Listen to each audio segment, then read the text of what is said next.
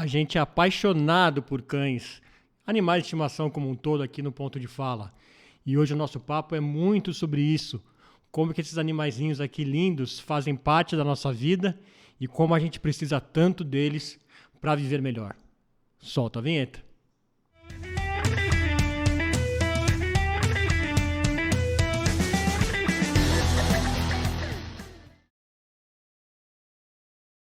Dia, tarde, noite, seja o que for, seja muito bem-vindo aqui a mais um episódio do podcast Ponto de Fala. Sim, sempre com pontos de vista que merecem o ponto de fala.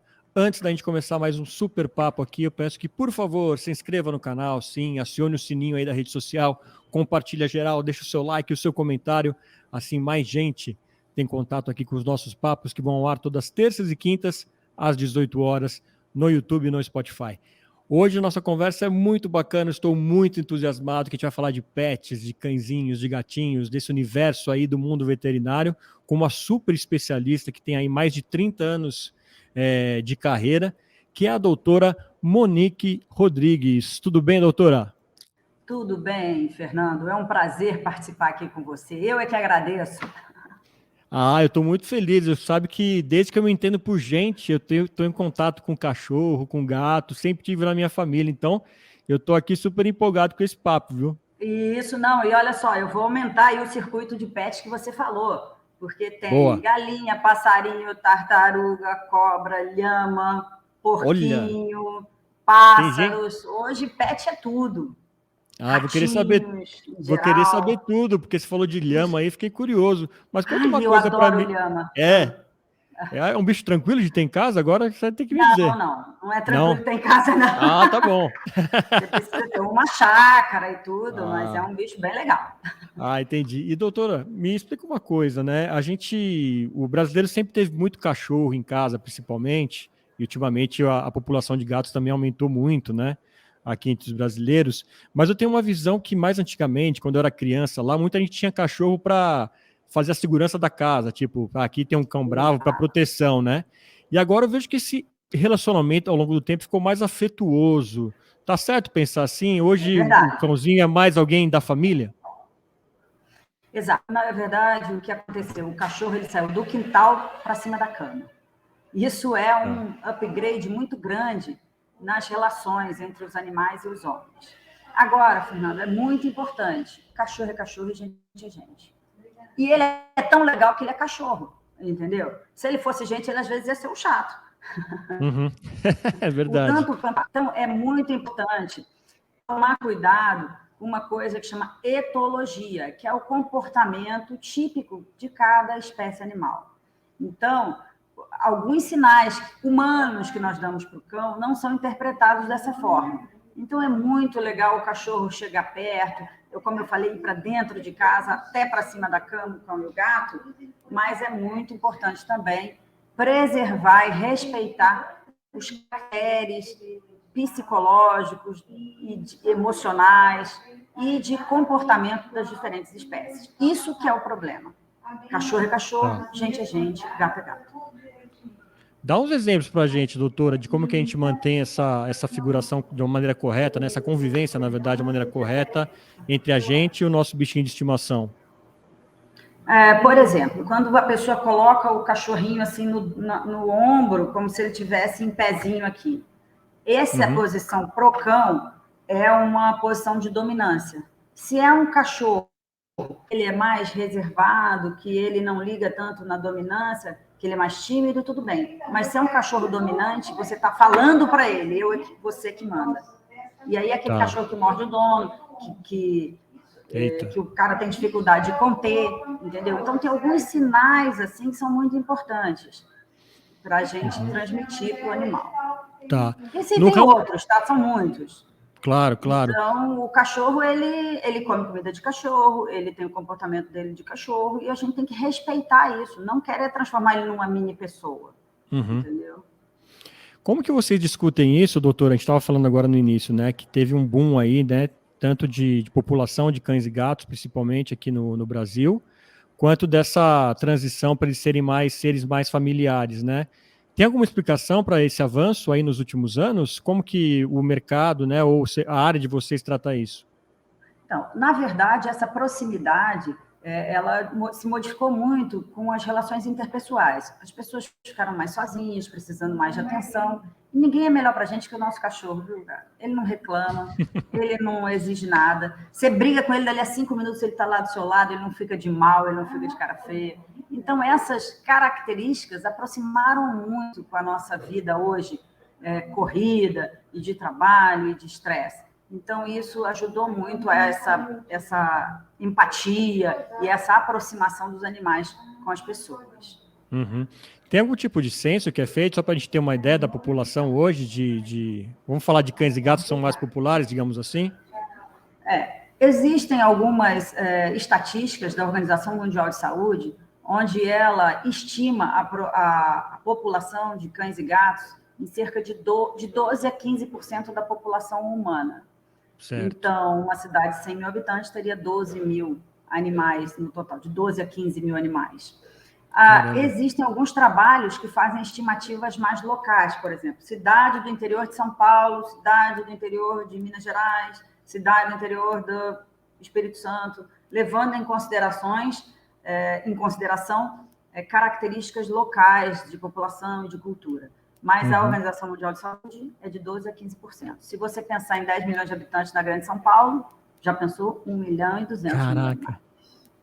Uma vez eu estava num congresso em que estava um pessoal do Reino Unido e o cara falando, não, nós somos líderes de mercado na Inglaterra e no Reino Unido e tal. Eu falei, quantas doses do medicamento tal vocês vendem, né? Eu queria ter uma noção do mercado deles. Aí ele falou, nossa, nós vendemos muito, 600 mil doses. Aí eu, na maior antipatia, virei e falei, nossa, menos que a cidade de São Paulo. Para você ter uma ideia do potencial de mercado desse segmento. Sim, e eu quero falar muito disso, que também é uma mudança também aí, vamos parar para pensar aí, eu vou me basear um pouquinho no momento ali da década de 80, quando eu cresci, que, por exemplo, não tinha muita oferta de ração, de alimento próprio para cachorro, era muito comum que as famílias... O bonzo, a papita e a canina. E depois, exato. Só que você não é dessa época não é possível, então você engana a sua idade. Não, eu tenho 40. Não, então já tinha mais. Já tinha pedigree. Já tinha, mas não era tão popular, né? As pessoas, né? Era Hoje caro, tem esses. Era caro. Era caro, então eu lembro da minha mãe fazendo um arrozinho ali com legumes, um restinho de carne e tal, né? E me conta como que foi essa explosão e se realmente hoje é só para dar ração, chega de dar alimento como arroz, essas coisas Então, para os animaizinhos. Se for dar alimento, tem que fazer o cardápio do cachorro, entendeu? Tá. Ele não pode comer a comida da gente, sim, pura e simplesmente. Por quê? Porque o aporte nutricional dele é diferente. Originalmente ele era um carnívoro, com eventualmente o consumo de frutas, nada de trigo ou de sementes, e a gente transformou ele num grande consumidor de milho e trigo, que é o que tem nas rações. Então, a ração ela é completa e balanceada. Lá existe um programinha que diz assim, o cachorro precisa de X calorias, X de vitaminas, X de cálcio, X de fósforo, X de magnésio. A ração é feita balanceada dentro daquilo. Quando você dá comida, você tem que fazer uma suplementação vitamínica. Sempre. A alimentação natural é excelente. A alimentação natural que a gente chama é a comida caseira, tá? Mas ela precisa da suplementação, independente dela ser comprada pronta ou feita em casa. Entendi. A comprada pronta já vem com o suplemento misturado na forma. Então, a gente misturar, de repente, fazer um mix ali dos dois, é uma alternativa ou não? Não, não é o ideal. Tá. Não é o ideal. Você quebra o balanceamento da ração pronta e você não vai saber quanto você deve balancear a alimentação natural. Então, você faz um ou outro. Entendi. É o ideal. Nós estamos falando do ideal, nem sempre o ideal é o possível, entendeu? Dê o melhor que você puder pagar para o seu cão. Isso é o que a gente fala. E é uma coisa muito de hábito deles, né? Eu já tive muito cachorro que, por exemplo, fui inventar de um dia misturar uma coisinha com a ração seca, daí ele não comia mais a ração só seca, né? Eu falo que quem diz que cachorro não pensa, Fernando, nunca teve cachorro. É verdade. Entendeu? Ele sabe. E aí é o seguinte, se um não dá e o outro dá na casa, ele fica cercando o que dá.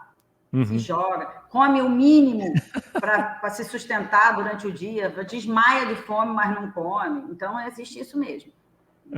Outra coisa, o cão ele não precisa de inúmeras refeições por dia, como os onívoros, como o homem, ou os herbívoros, como a vaca, que come praticamente o dia inteiro. O elefante, a vaca, a girafa. Os onívoros, eles precisam de várias refeições. O carnívoro, ele come originalmente uma vez ao dia, quando comia. Porque, por exemplo, o lobo, o tigre, o leão, ele come se ele caça. Às vezes ele passa dias sem pegar nada. Não é? A gente vê esses programas do leão, nossa, uma semana caçando e não pegou nada. Vai ficar uma semana sem comer, entendeu? Não quer dizer que você quer deixar o seu cachorro uma semana sem comer, mas ele não precisa ter café da manhã, almoço, janta e lanche. Entendeu? Por quê? Porque aí ele tem de obesidade. Você põe a ração, ele não come, aí a pessoa vai pôr uma carninha. Eu falei, putz, eu não estou com fome, mas se eu botar um bobó de camarão aí, eu vou comer. Entendeu? Então, isso também funciona para o cachorro. Se você bota um aditivo, ele aumenta a ingestão além da necessidade dele. Não, isso é bem importante, doutora, porque até vi umas matérias recentes que meio que acompanhou esse comportamento do homem, né? Teve um boom de obesidade no ser humano nos últimos anos por conta de alimentação. Exato. Que refletiu nos animais, né? Obesidade, diabetes, problemas circulatórios em virtude do aumento do colesterol e triglicérides, aumento dos diversos tipos de tumor por alimento ultraprocessado, né? Olha. Que é salame, linguiça. O cara dá para o cachorro que ele come. E ele dá achando que é legal. Ele não está achando que ele está fazendo errado, entendeu? Mas, infelizmente, não é o que o seu cachorro precisa efetivamente. Tá. Agora não posso deixar de fora também nessa nossa introdução aqui falar dos gatinhos, né? Porque eu acho que a população também aumentou muito e eu acho que às vezes se discute pouco como cuidar do gato, né? Todo mundo fala assim, o gato se vira, é independente. Não, ele tem que ter certos cuidados, né? E ele é independente, mas ele não é mágico, né? Nada. E teve um fenômeno também, né? Que dizem que com a verticalização das moradias, o aumento do número de prédios, também teve mais gente optando por ter um gatinho em casa. Foi isso mesmo, doutora? Foi. Fernando, há 10 anos atrás se falava que a população de gatos ultrapassaria dos cães. Mas não ultrapassou. Hoje a gente ainda tem 70% da nossa demanda veterinária é de cães, ainda. Mas aumentou muito o número de gatos, sem dúvida. Antes a gente só vacinava praticamente os gatos, hoje você tem uma rotina, uma casuística bem maior de gatos. É um animal que ele dá menos trabalho, ele não precisa passear na rua.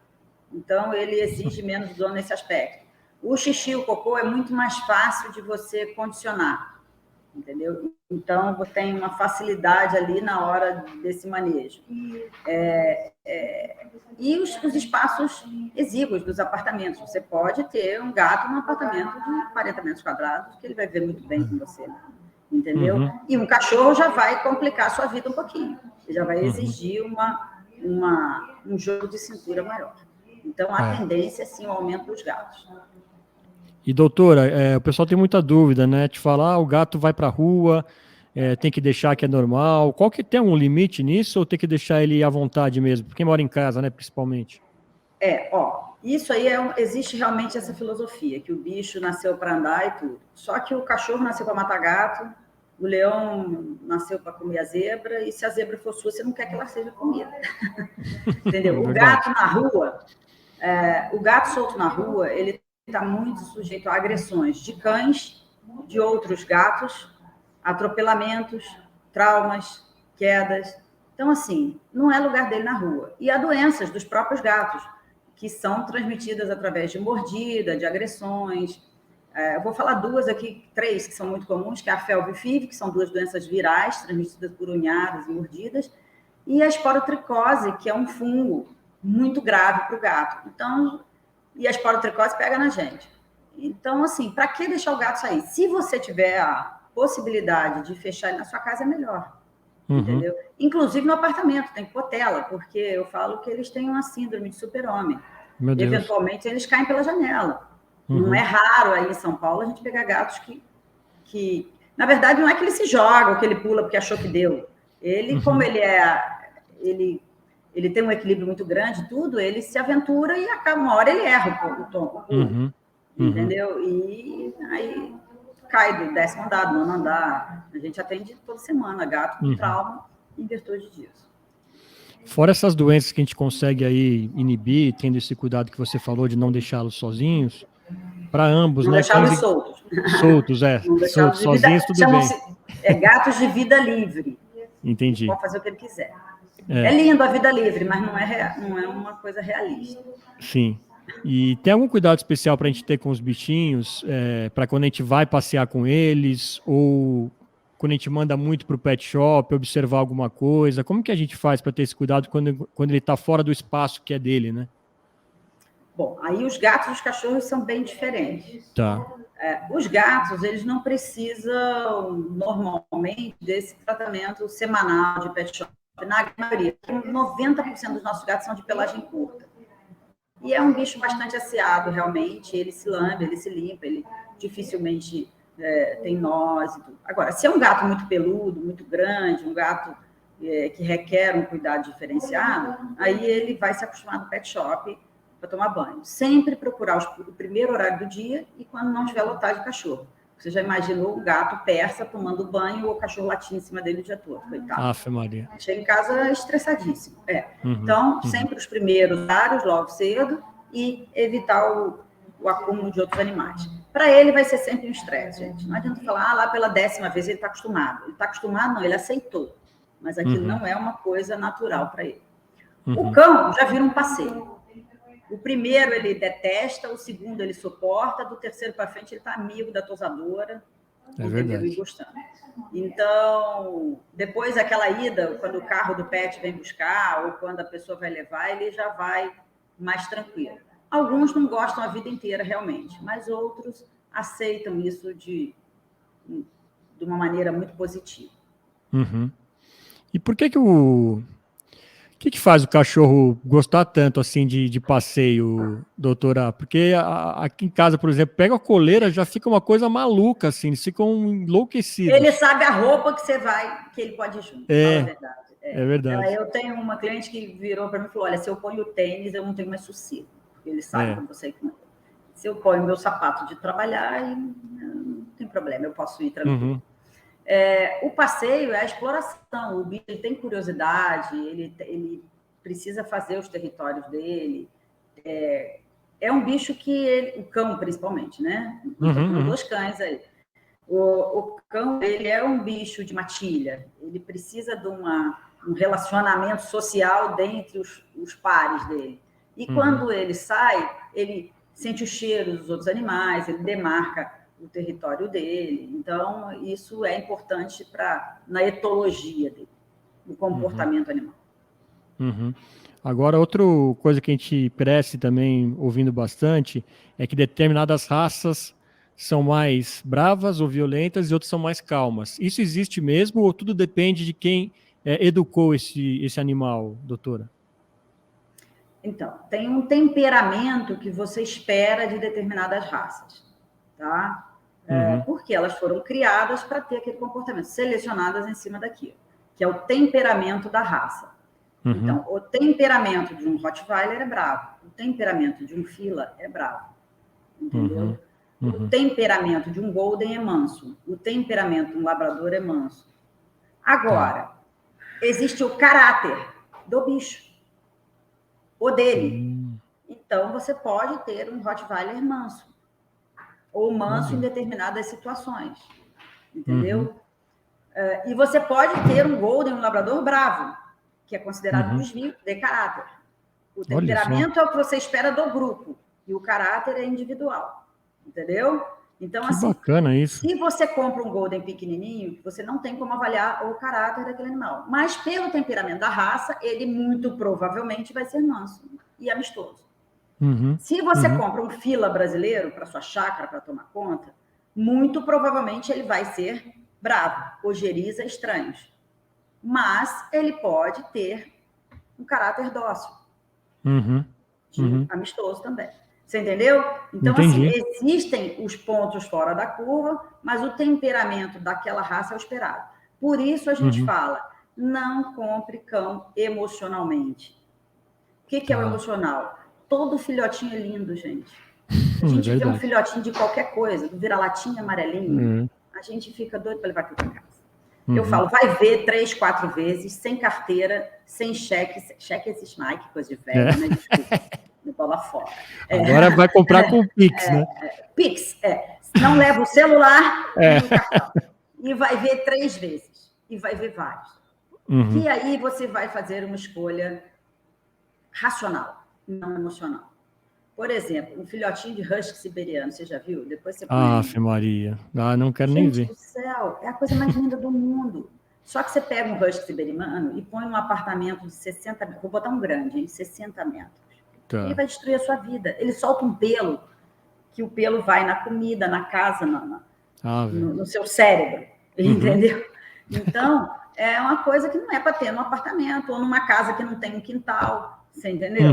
Então, assim, a compra racional é muito importante. Outra coisa, eu quero um cachorro que não solta pelo, porque ele vai ficar em cima do meu sofá, em cima da minha cama. Aí eu vou comprar um Fox Terrier ou um Fox Paulistinho. Quanto mais curta a pelagem, mais ela cai. Parece óbvio agora? Por isso que ela fica curta, porque ela cai. Se ela não caísse, ela ficava comprida. Entendeu? Entendi. Um cão para ficar dentro de casa e não perder pelo no ambiente, ele tem que ser um cão de pelagem longa. Maltese, York, Lhasa, entendeu? E aí a pessoa vai, compra um pincher e fica reclamando que a roupa está cheia de pelo. Vai ficar cheio de pelo, ele perde pelo. Você entendeu? Então, assim, essa compra racional, esse estudo da raça, esse estudo do que você quer para você, o Spitz, o da moda agora, né? O Spitz é um cachorro muito legal. Mas é um cachorro irritado, que ele late muito. Aí você pega e põe num apartamento em que passa muita gente na porta do seu apartamento. Cada vez que uma sombra passa embaixo da porta, ele vira um filo. Ele vira um... Entendeu? Então, você tem que pensar essas coisas e avaliar essas situações. Ô, doutor, agora eu quero falar de um ícone nacional, que é o vira-lata caramelo. Né? Que eu já falei. Todo mundo. Aliás, eu vou falar uma palavra, depois você corta, se não puder. É uma sacanagem com os outros vira-lata, né? O cinza, o preto, o mas aqui... Todos são lindos, não, eu também acho. Eu tenho 2 aqui em casa, um deles é caramelo, tenho 2 vira-latas. Mas ele, a gente vê muito desse cachorro. Vira e mexe, a minha chama Frida aqui, né? Eu tô passeando e vejo, esse aí é irmão da Frida e tal. Todos são informativos, né? Dá para saber que mistura que ele foi? Alguém já estudou isso ou não? É impossível. Então, não dá para saber que mistura foi. Porque é o seguinte, as misturas elas variam com a moda da raça. Antigamente, a gente tinha o Poodle com Cocker, que era quase um ícone. Entendeu? Quase uma raça. Poodle com Cocker, olha. Depois eles viram, porque o Cocker e o Poodle praticamente desapareceram. Agora vocês têm os mestiços de Shih Tzu, que fica um cachorro parecendo um caroço de manga chupado. Eu vou falar o caroço de manga, porque esses dias eu atendi um que chamava Manguinha, e eu achei lindo, achei que era a cara dela, um caroço de manga, assim. Porque...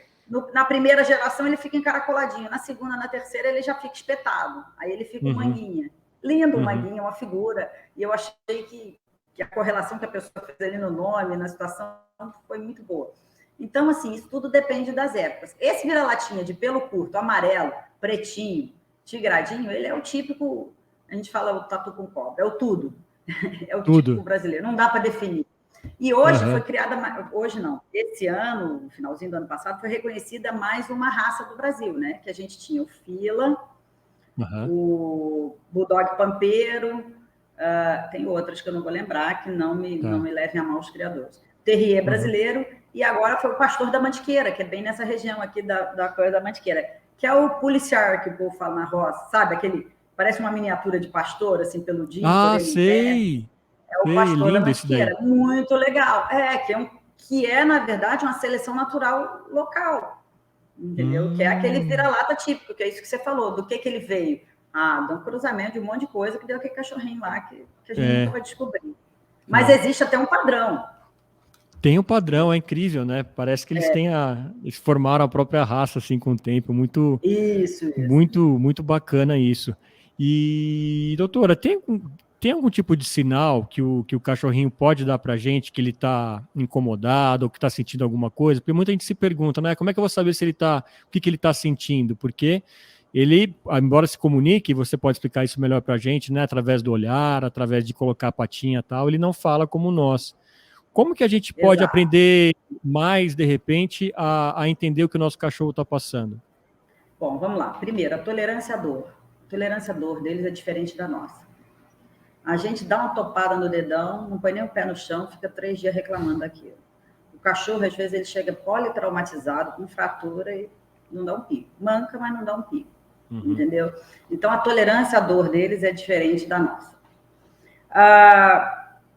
O cachorro, quando ele deixa de comer, fica moado e se resguarda, se retira do ambiente, numa situação que não é o comum, você pode procurar que tem alguma coisa. Assim, nós aqui na clínica veterinária, a gente fala o seguinte, quando o dono vem com o cachorro e fala assim, ele está esquisito. A gente revira o cachorro e não acha nada, mas ele está esquisito. Alguma coisa ele tem. A gente pode até não localizar, porque às vezes é difícil para a gente definir o que é o tá esquisito. Mas, eventualmente, tem alguma coisa que o dono conseguiu. O que acontece? Também em etologia, saber o comportamento animal é muito importante. O que acontece quando ele tem... O cachorro, ele está bem no meio da cadeia alimentar. Ele tanto é atacado pelos animais maiores, que se alimentam dele, quanto ele é um predador dos animais menores que ele. Quando ele demonstra algum sinal de fraqueza, ele vira uma caça, ao invés de caçador. Então, ele se resguarda, ele procura não demonstrar essa situação. Então, ele fica moadinho lá na cama dele. Se ele está passando mal, com dor, enjoado. Eu falo, esse cachorro tem dor de cabeça, dor de ouvido, saco cheio, dor de garganta. E, às vezes, a gente não consegue definir isso. Mas ele simplesmente se retira. É verdade que quando o cachorro está mal do estômago, ele começa a comer grama? Então, às vezes, ele tem uma deficiência de alimentar e ele tenta resolver essa deficiência comendo mais fibra, entendeu? E ele estimula o vômito. Ele acaba fazendo isso para vomitar. A ingestão de fibra. Quis perguntar isso, que foi uma coisa que eu sempre ouvi minha vida inteira. Agora, doutora Monique, quero saber como que você teve essa ideia de empreender muito tempo atrás já, e hoje já tem a Clinicão aí como uma marca consagrada. Como que você entendeu esse mercado e viu ali que você poderia dar um passo a mais do que simplesmente clinicar aí nessa área? Fernando, eu acho que eu nasci veterinária, eu não sei, não vou saber. Eu era aquelas crianças que achava cachorro na rua e levava para casa, minha mãe ficava enlouquecida, botava o cachorro para fora, aí falava que eu ia ficar morava num apartamento minúsculo, coitada da minha mãe, ela tinha toda razão, entendeu? Aí ela falava, você não entra com o cachorro, eu sentava na porta, chorava até meu pai chegar, e meu pai chegava, me pegava, me levava para dar o cachorro para alguém, entendeu? Então, assim, eu não me lembro, eu participei desse mercado desde o início dele, eu posso dizer para você. Quando o veterinário de cães e gatos era... Se ele fazia um hemograma, isso há 30 anos, quando a gente fazia um hemograma, a gente era maluco. Fazia, esse cara tem que fazer hemograma de cachorro. Hoje a gente tem tomografia, ressonância, entendeu? Angiologia, que é a cirurgia de vaso. Então, a coisa mudou muito nesses últimos anos. E a gente sempre acompanhou o mercado. Na verdade, a gente quer o melhor para o bicho. Aqui a gente não faz o melhor nem para mim, nem para o dono. É o melhor para o cachorro. Às vezes até não fazer nada é o melhor para o cachorro, mas a gente tem que respeitar isso. E como que aflorou esse seu lado empreendedora, né? Porque de uma clínica que você deve ter começado, quero que você explique para a gente, se tornou uma franquia, não é isso? Hoje a Clinicão. Então, como que foi esse passo aí que você entendeu que precisaria empreender? Como que foi foi uma necessidade, uma vontade sua ou os dois juntos? Então, eu e meu marido somos veterinários. O que acontece? A gente se perguntava por que veterinários melhores que nós, que a gente não tem a gente tem que ter a humildade de reconhecer que tem muita gente melhor que a gente, não é, Fernando? É verdade. Sempre tem. E não conseguiam se colocar no mercado de forma satisfatória. Poxa, veterinários super bons que quebravam a clínica, não conseguiam se estabelecer no mercado de forma minimamente satisfatória. E aí a gente viu que era simplesmente uma falta de gerenciamento de dados e de carreira, entendeu? O veterinário trabalha muito, não é só o veterinário, depois a gente viu, tá? O veterinário trabalha muito, mas compra mal, cobra mal, vende mal e acaba perdendo muito dinheiro nessa linha do consumo. Uhum. Então, a gente bolou um projeto de administração de clínica. Na verdade, não tem segredo. Isso é a gestão do próprio negócio apenas. Entendeu? A instituição de processos, protocolos de gestão do negócio. Uhum. O veterinário está lá, está dentro dele. Normalmente, o cara faz veterinário porque gosta de bicho, gosta de cachorro, gosta... Entendeu? Então, isso está dentro dele, eu não preciso mexer. Entendeu? E por aí foi. E aí a gente Entendi. começou. E hoje são quantas clínicas do Clinicão já no Brasil, Monique? Nós temos 4 clínicas no estado de São Paulo. O nosso objetivo é ficar sempre no estado de São Paulo, principalmente. Tá. O filtro para entrar é muito grande, entendeu? Eu confesso para você que quem não se adequa à ideia do Clinicão, infelizmente, não pode participar. E a gente tem também outros negócios no ramo de radiologia veterinária, de castração de animais, a baixo custo para ONGs e prefeituras. Então, tudo relacionado ao cachorro e ao gato, a gente gosta de estar no meio. Que legal, que legal. Esse é um apoio importante, né? Porque vocês conseguem fazer com que o talento até de quem é veterinário se sobressaia, porque você tem esse amparo, né, dessa parte administrativa, digamos Isso. assim. Como a gente toca a parte administrativa, o cara pode ser só veterinário. Entendi. Entendeu? A nossa equipe faz o gerenciamento do negócio para ele e ele pode ser veterinário. Não pode ficar atendendo, porque a parte de compra, de venda, de funcionário, a gente vai tocar para ele. Junto com ele. Para ele, não. Junto com ele. Doutor, aqui, para o nosso último bloco aqui, a gente recebeu algumas perguntas quando souberam que a gente ia te entrevistar. Queria passar para você algumas dúvidas que as pessoas que têm ou que pretendem ter um animal de estimação passaram aqui para a gente. A primeira delas que eu recebi aqui é que meu cãozinho está mordendo a própria pata, provocando feridas. O que isso pode ser, doutora? Então, isso é um distúrbio de comportamento, de ansiedade, estresse, e que pode ter começado com uma lesão efetivamente, mania. Tem bicho que rói unha, tem bicho que corre atrás da cauda. Isso, primeiro, ele tem que melhorar o ambiente, fazer um enriquecimento ambiental. O cachorro tem que ficar ocupado para esquecer a pata. Tá. E outra coisa é fazer um isolamento ali para que ele não contamine a ferida, porque senão essa ferida nunca sara. Entendi. O veterinário dele vai poder orientar ele melhor quanto a isso, para ele fazer um controle eficiente dessa ferida. Tá.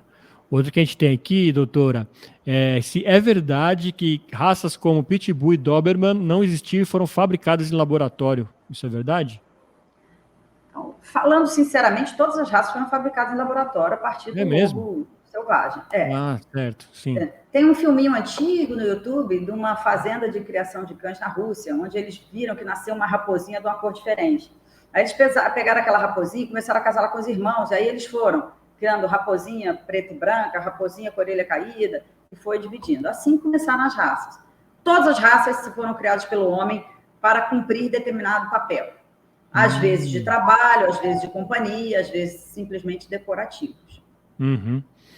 Agora fiquei curioso, tem na história da humanidade, quando isso começou exatamente, doutor Monique, os primeiros cães que não eram lobos? Tem.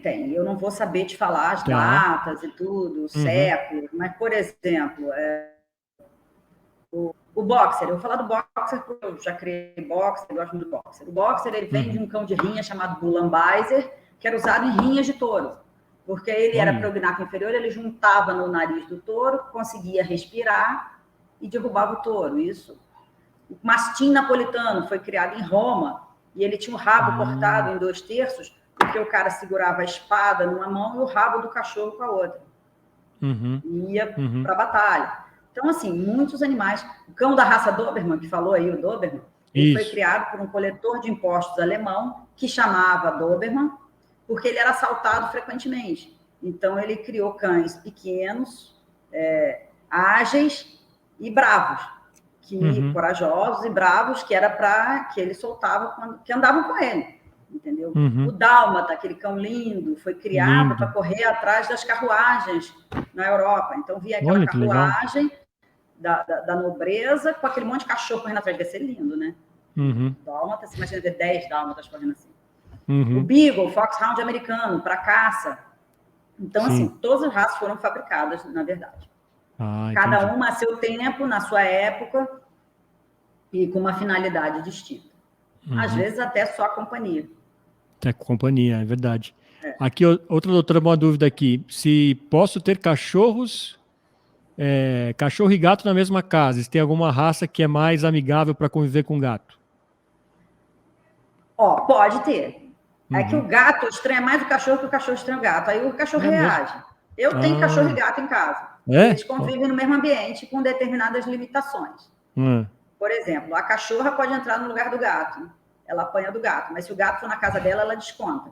Entendeu? Entendi. Então, assim, tem algumas limitações. O ideal é que o gato seja introduzido na matilha o mais jovem possível, porque aí ele não reage ao cachorro e aí o cachorro não ataca ele. E outra coisa, o instinto de caça do cão. Se o gato corre, o cachorro corre atrás. Então, tem gato que para, o cachorro para também. Não são todos, os criados juntos, tá? Agora, já tive também na minha casa uma infelicidade que foi o cachorro criado junto com o gato anos. Ele correu, o cachorro correu atrás, e aí 2 juntaram e acabaram machucando bastante. Puxa vida. Ai, que dó. Então, são coisas que podem acontecer, que eventualmente dá para criar, mas existem situações que vão ter que ser administradas ponto a ponto. Se for um gato pequeno, um cachorro pequeno, mesmo que dê algum estresse, vai ser resolvido ali. Agora, se for um cachorro grande, um husky siberiano, um doberman, um rottweiler, um cachorro de médio para grande, junto com o gato, e o gato fizer alguma reação, ele pode, o cachorro às vezes sem querer. É mais forte do que ele, o instinto, às vezes. É contra a natureza dele. Entendi. E, doutora, uma dúvida sobre castração aqui. Se é verdade que a gente tem que castrar os cãezinhos se eles não forem procriar. Se isso faz bem, faz mal? Isso é ótimo.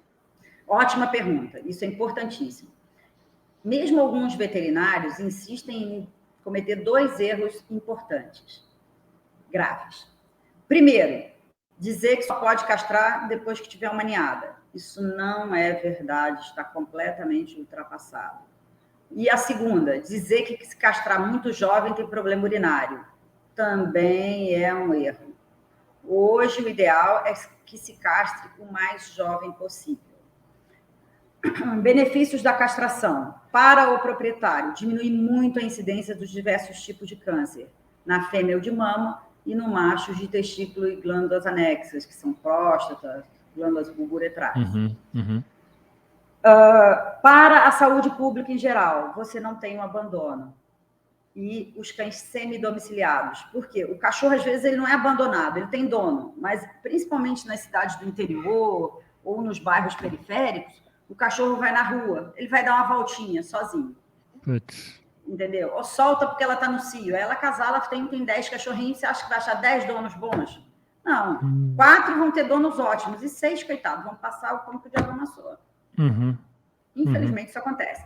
Então, a castração, além do benefício da saúde do animal, ela tem um benefício em saúde pública, diminuindo a população de cães errantes e semidomiciliados. Semidomiciliário é aquele que tem uma boa comida, tem um bom tratamento dentro de casa, mas fica para a rua. Isso é muito importante você falar, porque tinha até um tempo atrás um desconhecimento, até uma certa razão da nossa sociedade machista que castrava-se mais mulheres. Não, pode castrar o macho, porque ele tem que ter a vida ainda sexual existe, tá, dele. Fernando? Nossa. E aí é o seguinte, não, mas quem tem o cachorrinho é a fêmea, mas se ela não encontrar com o macho, ela não tem, tá? Então, na verdade, os 2 têm que ser castrados. Os 2. É verdade. Entendeu? E outra coisa, existem infecções sexualmente transmissíveis no cão. E que também são um problema sério, severo. A gente acha muito nesses locais que a gente vai fazer as campanhas. Muito. Tá. Entendeu? Uma outra dúvida agora. Vamos lá, uma última dúvida aqui que ficou agora, acho que é legal essa dúvida, que ficou muito mais comum agora, a gente levar cachorrinho para viajar no avião. O que o cachorro sente? Quais os cuidados que deve ter para transportar um cachorro em viagens aí aéreas, doutora? Tá, temos 2 situações aí. Primeiro, um cão até 10 quilos, ele pode ir na cabine. Em média, tá? Não são todas as viações aéreas. Às vezes é 6, às vezes 7, em média até 10 quilos. Se ele estiver num transporte que caiba embaixo da cadeira, ele normalmente pode ir na cabine. Essa é uma situação melhor, mas que pode causar algum incômodo de fezes, urina, vocalização, ficar chorando, entendeu? Então, se for uma viagem curta, pode ser interessante. Existe o transporte específico, viagens nacionais, você tem que ter uma documentação, que é carteira de vacinação, com todas as doses em dia, e um atestado de saúde. E controle de pulga carrapato feito recentemente, até 10 dias antes da viagem. E vernífero. Cães maiores, ou acima de 10 quilos, eles vão no transporte adequado, homologado pela companhia de tráfego aéreo, no porão do avião. O animal, ele vai bem, se ele estiver acostumado com a caixa de transporte. Então, o que a gente fala? Tira a porta da caixa de transporte, põe os brinquedos dele lá dentro, uns dias antes, faz ele usar a caixa como cama, deixa ele umas horinhas preso dentro da caixa, para ele ver que aquilo não é nada, que vai acabar e tudo. E aí o bicho se acostuma muito bem à viagem, sem nenhum estresse, até gosta. Quando ele vai viajar, ele já fica, como você falou da coleira, ele fica da caixa, entendeu? E no carro, na caixa, ele está seguro. Ele não sofre se houver um acidente, ele não se machuca se houver uma freada. Então, a caixa de transporte, de plástico, de fibra, de madeira, que hoje existem, a bolsa, existem dezenas de modelos, ela é o ideal para o transporte do animal. Nas viagens internacionais, é muito importante que se verifique antes, bem antes, as exigências de cada país, porque elas podem variar. Alguns países exigem uma sorologia de raiva, e essa sorologia ela precisa de no mínimo 4 meses para ser feita. Então, às vezes, a pessoa chega aqui para providenciar a documentação e fala assim, eu estou vindo com bastante antecedência, eu só vou viajar daqui a 2 meses. Eu falei, não vai levar o cachorro. Porque só a sorologia de raiva precisa de 90 dias. Eu vi alguém no TikTok que ficou desesperado que não tinha essa aprovação, estava com o cachorro no aeroporto. Nossa, um drama.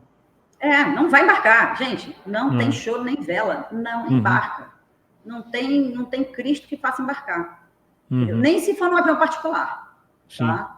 Isso é uma das poucas coisas que são levadas a sério. Durante a pandemia, alguns países aumentaram as restrições aos embarques, inclusive. Tá? Então, por exemplo, os Estados Unidos, que não precisava fazer essa sorologia de raiva, agora precisa. Entendeu? Japão tem que chegar lá e ficar 40 dias numa quarentena lá, que custa, sei lá, $400 por dia, mais caro. Meu Deus. Então, tem lugares que está escrito na testa do sujeito, não leva, viu? A não ser que você seja residente. Aí, residente, a coisa é mais frouxa. Não, a gente faz um apelo para as companhias aéreas tratarem bem os bichinhos, que me cortou o coração um tempo atrás, aquele cachorro que escapou ali em Guarulhos. Nossa, que história. Meu Deus do céu. Não, e assim, o dono do cachorro sofre muito. E o cachorro também, tá? O cachorro, sem dúvida nenhuma. Aquela cachorra ainda era muito assustada, ela ficou perambulando, porque sempre alguém recolhe, sempre alguém vê. Então, como ela era tímida, assustada, ela acabou se escondendo, só saía à noite. Então, por isso demorou tanto para encontrá-la. Eu, sinceramente, pela experiência que a gente tem de viajar com cachorro e tudo que a gente já teve, de despachar cachorro, de buscar cachorro e tudo, as companhias, no geral, eles tratam bem. Que bom. Os maiores problemas são as caixas de transporte, que às vezes quebram. Caixa de transporte tem de todo preço, tem de R$30 a 300, a mesmo tamanho, entendeu? Às vezes o cachorro quebra a caixa inteira, às vezes o cliente pôs um Weimaraner, tudo bem que é um cachorro grande, aquele cinza, você sabe qual é? O Weimaraner. Lindo, maravilhoso, cinza com aquele olho verde. Ele botou dentro da caixa de transporte, pôs dentro do carro, ainda bem que está dentro do carro, porque ele explodiu a caixa de transporte, entendeu? Era uma caixa plástica grande, compatível com o tamanho dele, muito frágil. Se acontece aqui no avião, o cachorro fica solto. Na hora que abrir a porta, ele vai sair correndo. Entendeu? Então, e o cachorro, quanto mais você corre atrás, mais ele corre. Você tem que abaixar e chamar. Entendeu? Só que você não é o dono dele, você vai chamar ele. Que é aquele louco me chamando, sai pra lá. Então, é difícil. Nossa, a caixa você falou de transporte tem que ser de boa qualidade. De boa qualidade, né? Não, ótima dica. Gostei também da dica de ambientar essa caixinha para ele ficar acostumado. Aí ele nem tenta fugir, ele senta lá e fica. Pode ser até a caixa vagabunda de que boa. ele vai. vai ficar lá curtindo, entendeu? Agora você Outra falou do coisa, Oi, pode falar. por uma Termina. camiseta usada da pessoa que ele mais gosta na casa dentro da caixa, isso diminui a ansiedade. Entendeu? Isso funciona mesmo, então, né? Eu fiz quando a gente viajou um tempo, ficou fora, a gente deixou com ele, então ele deve ter gostado, né? Gosta, entendeu? Aí você põe na caixa, aí o bicho, quando tá naquela ansiedade, ele sente seu cheiro e sente o cheiro muito mais que a gente, entendeu? Então, para ele é interessante. Perdão, você ia falar do Weimaraner. Não, que me fez lembrar, na minha infância, quando a Cães e Companhia lançou um álbum de figurinhas. Você falou do Weimaraner. Você lembra disso ou não? Que tinha um álbum de figurinha de raças de cachorro. Então, Raça dos Cães. Panini, fica a dica aí, ó. Retoma isso daí. Foi muito divertido de colecionar isso daí. É verdade. É que agora com a internet, os álbuns, eu só lembro do da Copa agora, né? Pois a gente álbum de tudo, né? Virou coisa de pai colecionar, pai velho. E a gente colecionava a Cães e Companhia. A Cães e Companhia, a revista também. A revista. Os cachorreiros, assim, que nem eu, colecionavam. Que legal. A revista. Muito Doutora, legal. eu ficaria a tarde inteira falando contigo, mas infelizmente a gente não pode. Eu quero agradecer a sua simpatia, o seu carinho. Foi muito gostoso o papo. Estamos à disposição. A gente adora cães, gatos, animaizinhos, então que a gente volte a falar com mais coisas interessantes, porque é um assunto que não esgota e eu sei que toda a audiência aqui gosta muito de ouvir sobre também. Nossa, cachorro e gato é o assunto do momento. Todos os programas têm cão e gato, você já viu? Já. Novelas, muito bom, né? Muito bom. Para nós, quem gosta acha lindo. Exatamente, mas são lindos sim, são muito importantes para a gente, muito mais do que a gente imagina, né? Isso. Doutora, muito obrigado. Obrigada. Para quem quiser conhecer um pouco mais do seu trabalho, da Clinicão, você quer deixar alguma rede social, algum site para a gente? A gente tem a Clinicão Veterinária, o site, né, clinicão.com.br, e temos nas nossas redes sociais, Clinicão_Vet. Quem quiser pode entrar em contato, a gente tem o maior prazer em falar de cachorro. Muito bom. Vamos lá, que estando com a doutora Monique, está em boas mãos. Beijo para todos vocês. Tchau. Valeu, obrigado, doutora. Obrigado a você que acompanhou mais um super papo aqui no podcast Ponto de Fala. Que papo gostoso sobre cãezinhos, gatinhos, animais de estimação que a gente gosta e curte tanto, né? Então agora se inscreva no canal, acione o sininho da rede social, compartilhe geral. Assim, mais gente que gosta também, como você, desses animaizinhos, vão poder ter contato com esse papo aí que foi super delicioso e saboroso. Eu sou o Fernando Tuller, esse é o podcast Ponto de Fala. A gente se vê no próximo. Até lá.